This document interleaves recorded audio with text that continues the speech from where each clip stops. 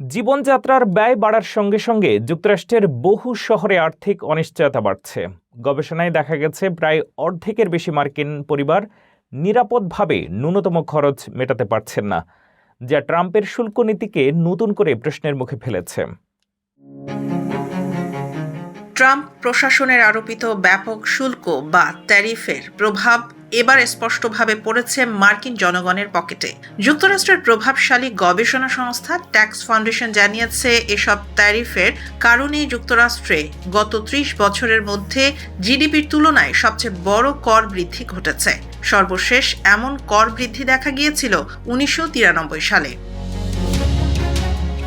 প্রতিবেদনে বলা হয়, চীন, কানাডা, মেক্সিকো ও ইউরোপীয় ইউনিয়নের ওপর আরোপিত শুল্কের বোঝা শেষ পর্যন্ত সাধারণ ভোক্তাদের ওপরই পড়ছে।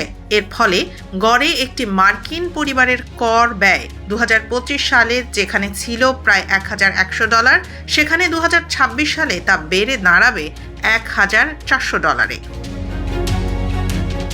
এই পরিস্থিতিতে সামাজিক যোগাযোগ মাধ্যমে ব্যাপক প্রতিক্রিয়া দেখা গেছে। অনেকে বলছেন এটি প্রত্যাশিতই ছিল।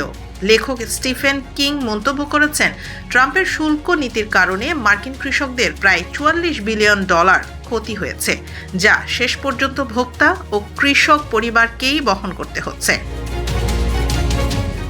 এদিকে জীবনযাত্রার ব্যয় বাড়ছে কম খরচের শহরগুলোতেও। গবেষণা বলছে, প্রায় ৫২% মার্কিন পরিবার নিরাপদভাবে ন্যূনতম জীবনযাত্রার খরচ মেটাতে পারছে না। উন্নয়নের প্রতিশ্রুতির মাঝেও বাস্তবে বাড়ছে সাধারণ মানুষের আর্থিক চাপ।